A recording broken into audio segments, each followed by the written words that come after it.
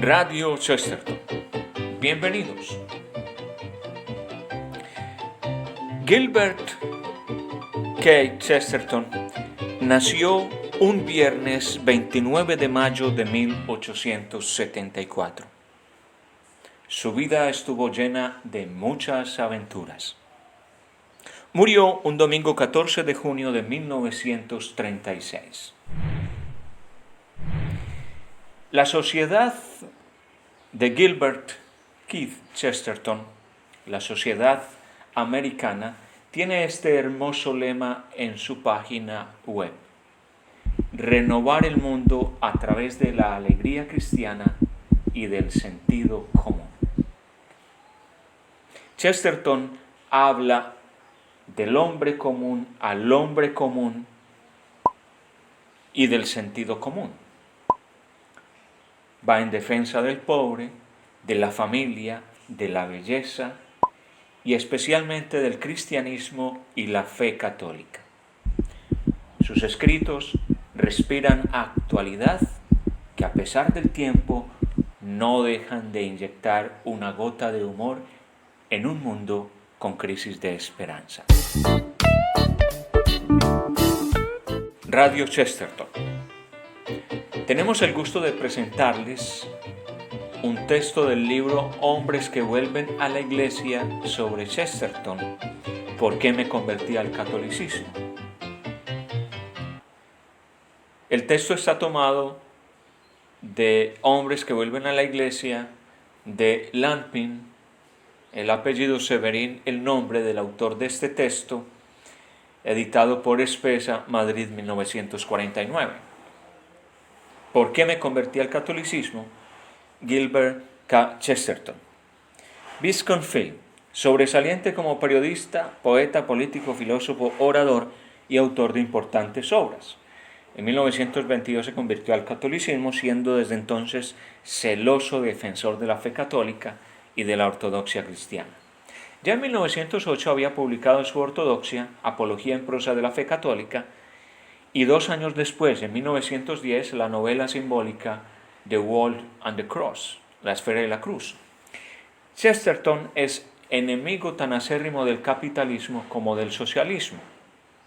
A causa de sus destacados méritos, el Papa Pío XI lo elevó en mayo de 1934, al cumplir los 70 años, a la dignidad de noble de la Iglesia, confiriéndole la Orden de San Gregorio. Poco después de su conversión, fundó el movimiento distributista, secundado por su amigo el escritor Hilaire Belloc.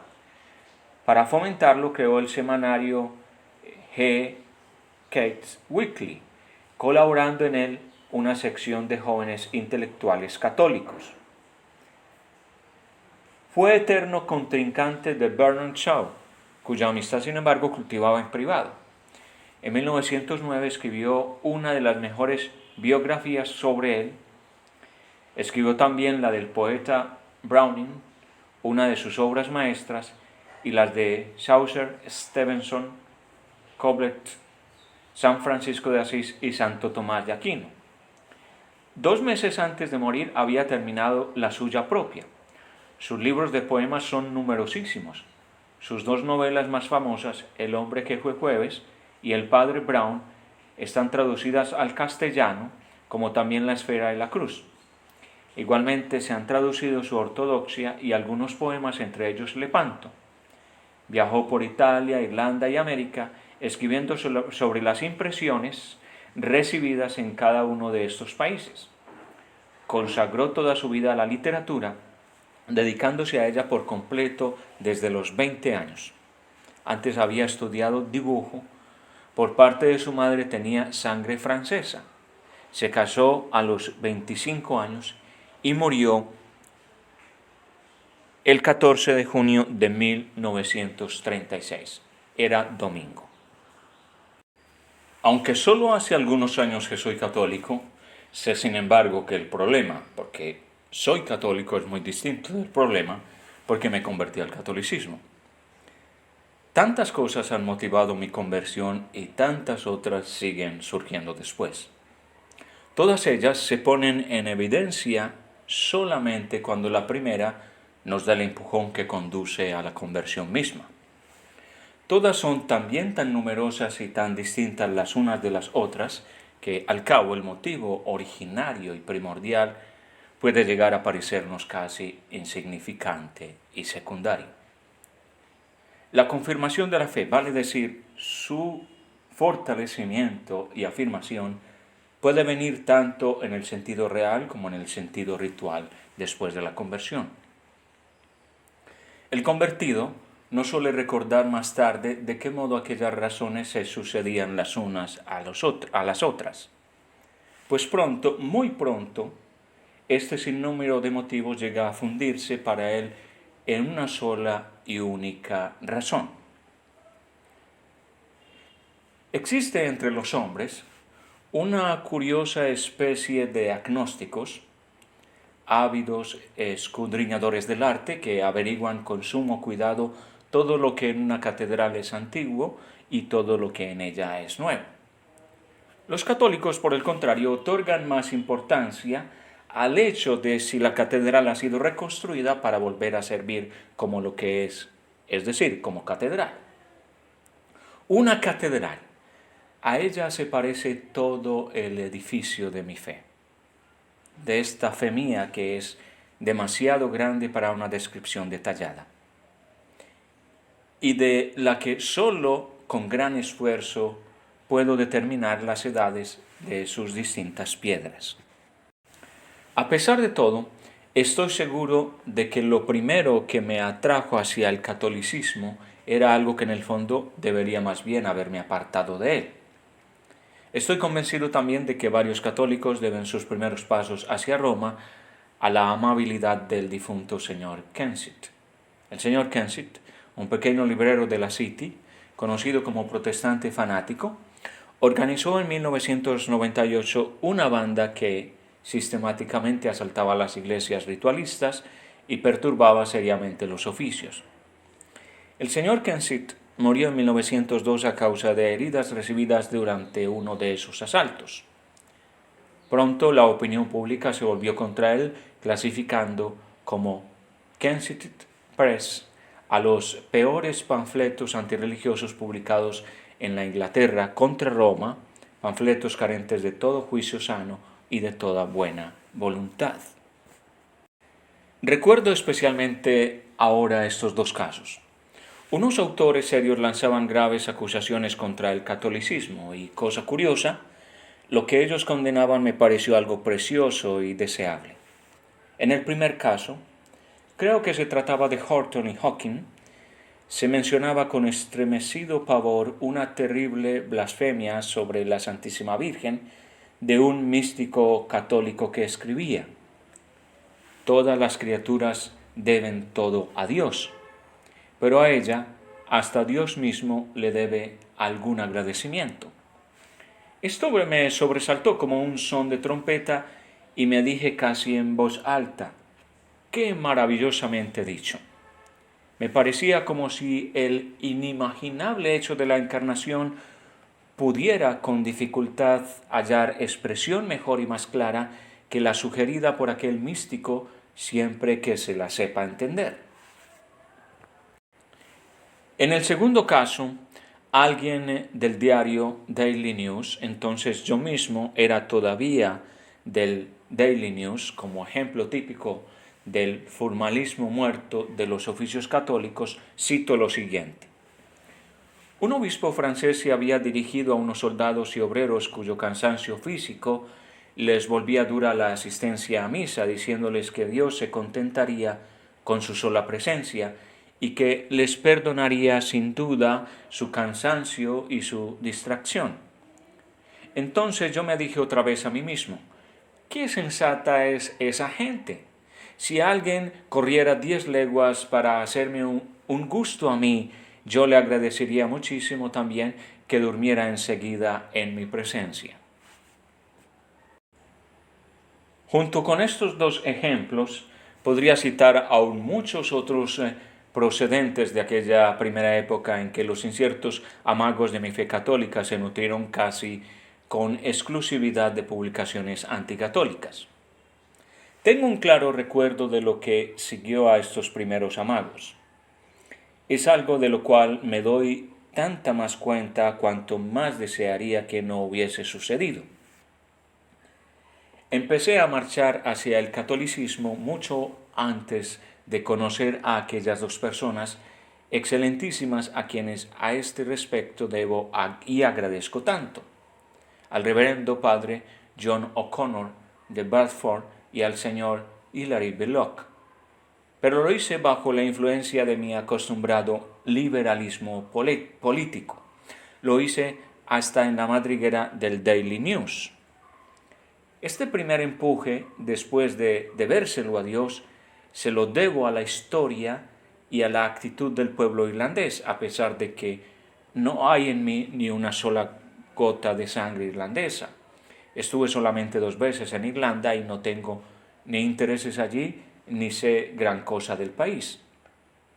Pero ello no me impidió reconocer que la unión existente entre los diferentes partidos de Irlanda se debe en el fondo a una realidad religiosa, y que es por esta realidad que todo mi interés se concentraba en ese aspecto de la política liberal. Fui descubriendo cada vez con mayor nitidez, enterándome por la historia y por mis propias experiencias, cómo durante largo tiempo se persiguió por motivos inexplicables a un pueblo cristiano y todavía sigue odiándosele. Reconocí luego que no podía ser de otra manera, porque esos cristianos eran profundos e incómodos como aquellos que Nerón hizo echar a los leones. Creo que estas mis revelaciones personales evidencian con claridad la razón de mi catolicismo, razón que luego fue fortificándose. Podría añadir ahora cómo seguí reconociendo después que a todos los grandes imperios, una vez que se apartaban de Roma, les sucedía precisamente lo mismo que a todos aquellos seres que desprecian las leyes o la naturaleza. Tenían un leve éxito momentáneo, pero pronto experimentaban la sensación de estar enlazados por un nudo corredizo en una situación de la que ellos mismos no podían liberarse. En Prusia hay tan poca perspectiva para el prusianismo como en Manchester para el individualismo manchesteriano. Todo el mundo sabe que a un viejo pueblo agrario, arraigado en la fe y en las tradiciones de sus antepasados, le espera un futuro más grande o por lo menos más sencillo y más directo que a los pueblos que no tienen por base la tradición y la fe. Si este concepto se aplicase a una autobiografía, resultaría mucho más fácil escribirla que si se escudriñasen sus distintas evoluciones. Pero el sistema sería egoísta. Yo prefiero elegir otro método para explicar brevemente por completo el contenido esencial de mi convicción. No es por falta de material que actúo así, sino por la dificultad de elegir lo más apropiado entre todo ese material numeroso. Sin embargo, trataré de insinuar 1 o 2 puntos que me causaron una especial impresión. Hay en el mundo miles de modos de misticismo capaces de enloquecer al hombre, pero hay una sola manera entre todas de poner al hombre en un estado normal.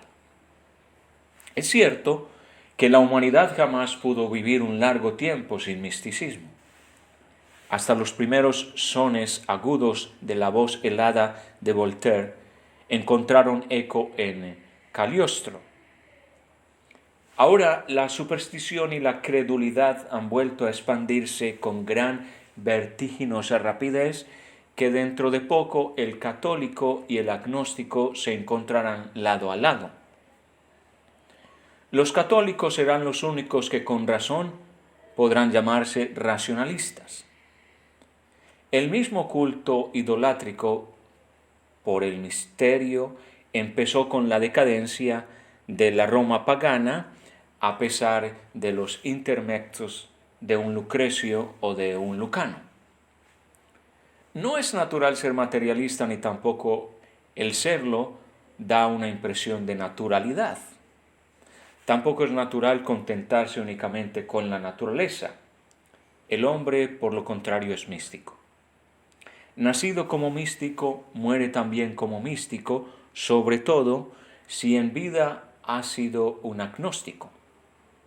Mientras que todas las sociedades humanas consideran la inclinación al misticismo como algo extraordinario, tengo yo que objetar, sin embargo, que una sola sociedad entre ellas, el catolicismo, tiene en cuenta las cosas cotidianas.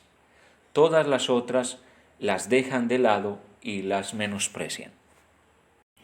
Un célebre autor publicó una vez una novela sobre la contraposición que existe entre el convento y la familia, The Cloister and the Hearth. En aquel tiempo, hace 50 años, era realmente posible en Inglaterra imaginar una contradicción entre esas dos cosas. Hoy en día, la así llamada contradicción llega a ser casi un estrecho parentesco. Aquellos que en otro tiempo exigían a gritos la anulación de los conventos, destruyen hoy sin disimulo la familia.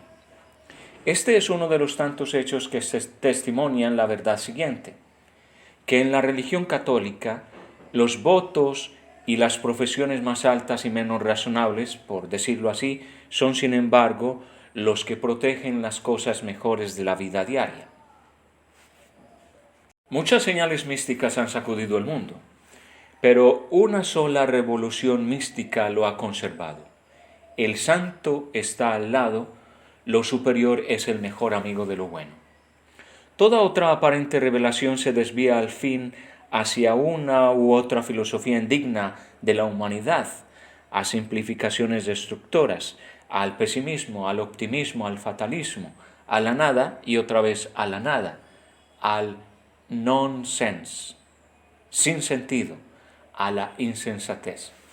Es cierto que todas las religiones contienen algo bueno, pero lo bueno, la quinta esencia de lo bueno, la humildad, el amor y el fervoroso agradecimiento, realmente existen hacia Dios, no se hallan en ellas. Por más que las penetremos, por más respeto que les demostremos, con mayor claridad aún reconoceremos también esto. En lo más hondo de ellas hay algo distinto de lo puramente bueno. Hay a veces dudas metafísicas sobre la materia. A veces habla en ellas la voz fuerte de la naturaleza. Otras, y esto en el mejor de los casos, existe un miedo a la ley y al Señor. Si se exagera todo esto, nace en las religiones una deformación que llega hasta el diabolismo. Solo pueden soportarse mientras se mantengan razonables y medidas. Mientras estén tranquilas, pueden llegar a ser estimadas como sucedió con el protestantismo victoriano. Por el contrario, la más exaltación por la Santísima Virgen o la más extraña imitación de San Francisco de Asís seguirían siendo en su quinta esencia una cosa sana y sólida. Nadie negará por ello su humanismo ni despreciará a su prójimo. Lo que es bueno jamás podrá llegar a ser demasiado bueno. Esta es una de las características del catolicismo que me parece singular y universal a la vez.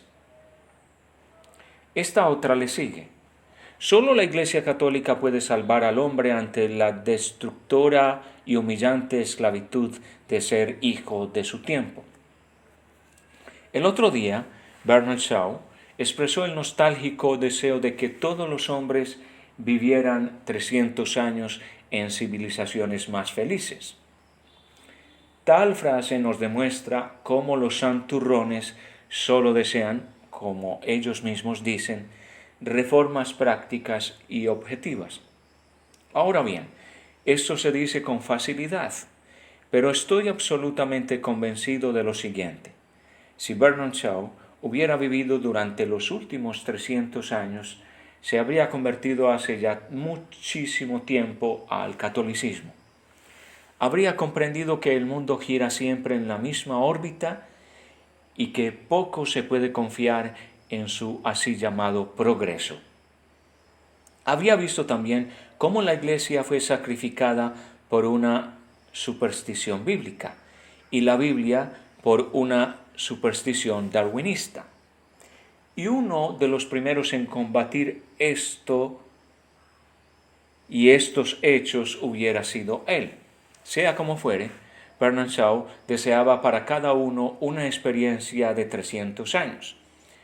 Y los católicos, muy al contrario de todos los otros hombres, tienen una experiencia de 19, 20 siglos. Una persona que se convierte al catolicismo llega pues a tener de repente 2000 años. Esto significa, si lo precisamos todavía más, que una persona al convertirse crece y se eleva hacia el pleno humanismo. Juzga las cosas del modo como ellas conmueven a la humanidad y a todos los países y en todos los tiempos, y no solo según las últimas noticias de los diarios. Si un hombre moderno dice que su religión es el espiritualismo o el socialismo, ese hombre vive íntegramente en el mundo más moderno posible, es decir, en el mundo de los partidos. El socialismo es la reacción contra el capitalismo, contra la insana acumulación de riquezas en la propia nación. Su política resultaría del todo distinta si viviera en Esparta o en el Tíbet. El espiritualismo no atraería tampoco tanto la atención si no estuviese en contradicción deslumbrante con el materialismo extendido en todas partes. Tampoco tendría tanto poder si se reconocieran más los valores sobrenaturales. Jamás la superstición ha revolucionado tanto el mundo como ahora. Solo después que toda una generación declaró dogmáticamente y una vez por todas la imposibilidad de que haya espíritus, la misma generación se dejó asustar por un pobre, pequeño espíritu. Estas supersticiones son invenciones de su tiempo, podría decirse en su excusa. Hace ya mucho, sin embargo, que la Iglesia Católica probó no ser ella una invención de su tiempo, es la obra de su Creador y sigue siendo capaz de vivir lo mismo en su vejez que en su primera juventud. Y sus enemigos, en lo más profundo de sus almas, han perdido ya la esperanza de verla morir algún día. Gilbert K. Chesterton.